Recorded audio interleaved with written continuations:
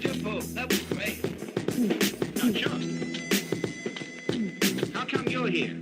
I never knew you could fight like that. It's great. Where'd you learn it? Teacher taught me. It's great. Really great. Hey! So, in case y'all might have missed this, I just want to share it. All right, okay. Well, before I get into it, let me just show y'all this real quick. So, I'm gonna attach the link to this in the comment section for those that might want to, you know, read into it a little further, in case y'all might, find it interesting. So, all right, this article is from NOLA.com. So, all right, check this out. It says Kevin Santiago served about 2 decades of a life sentence for a drug conviction before a New Orleans judge last week ordered his release. Rather than leave Angola a free man, authorities took him to New Orleans jail and booked him on a new charge based on old an old murder warrant.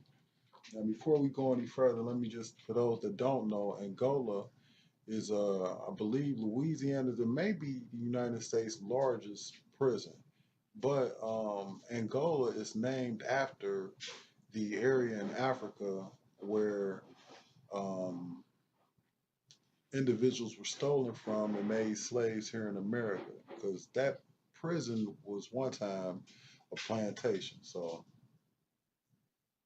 just adding that in there.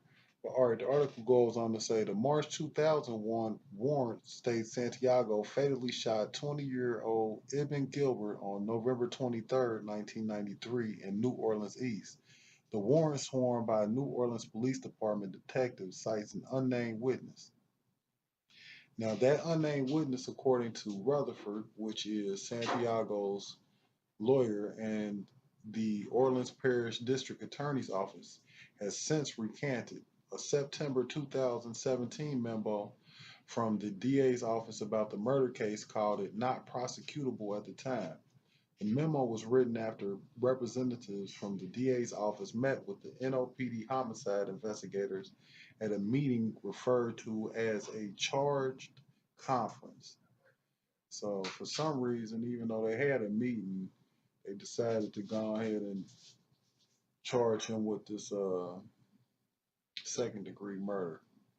So, now this article, it goes in to say that, because I kind of wanted to know a little bit more about the drug possession charge that he was serving a life sentence on. So it says the life sentence the judge ordered him to serve in 1999 was based on the application of Louisiana's habitual offender law to Santiago's cocaine possession conviction, which stemmed from a 1997 arrest. His previous convictions were for heroin possession and possession of stolen goods. So now that link that I was showing you, that kind of goes into the details where it says State of Louisiana versus Kevin Santiago and Daryl Sumner. So you can kind of check that and see like there was some inconsistencies with that. So all right, but anyway, let me finish this out real quick. It says that a 2001 law put an end to life without parole for nonviolent offenses. But the Louisiana Supreme Court just this year ruled that state judges should actively re-sentence people who fit that category and were sent to jail before the law changed. On June 16th, Orleans Criminal District Judge Tracy Flemings Davalier re-sentenced Santiago to 10 years in prison and gave him credit for the decades, nearly 2 decades he already served. So they re-sentenced him to 10 years. And really, once you kind of read that document, they could have gave him 5 years. But then, they got that 3 strikes and you out. That's basically what that was. And so the amount is listed on that document too. Like, I'm gonna go to that too also real quick. But it says that to finish this article off, it says An illegible signature fills the judge's signature line on the 2001 warrant, and the line for the judge's section is empty. The warrant sworn by the then NOPD detective Norman McCord states Gilbert was shot dead in the 6800 block of Mile Road, where he met with Santiago to receive payment for a previous narcotics deal. It says the unnamed witness later picked Santiago out of a photo lineup.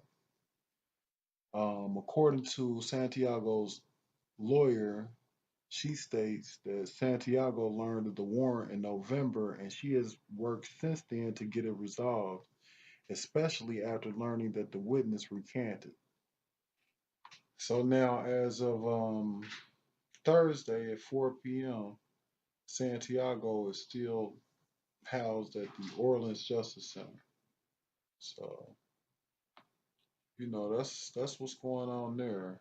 But let me see if I can go down here to this document and let y'all take a look. Let's see, page 8 of that document. I believe that's page 8. May have been a little earlier. Okay, it says that in the instant case, speaking of, him being charged with cocaine, it says the state charged Santiago with possession of more than 400 grams of cocaine. However, the jury convicted him of simple possession.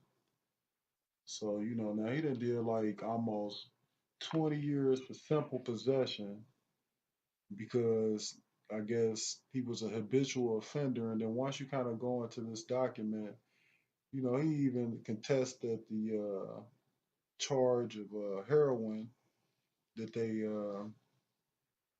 that I guess he pled guilty to some years earlier. He was contesting that. So, but like I said, I'm gonna attach the link so y'all can look into it. If like I said, in case you may find it interesting. But so the brother, I guess like I said, as of Thursday, he's still located down there in that justice center. So hopefully they work that out and get him up out of there.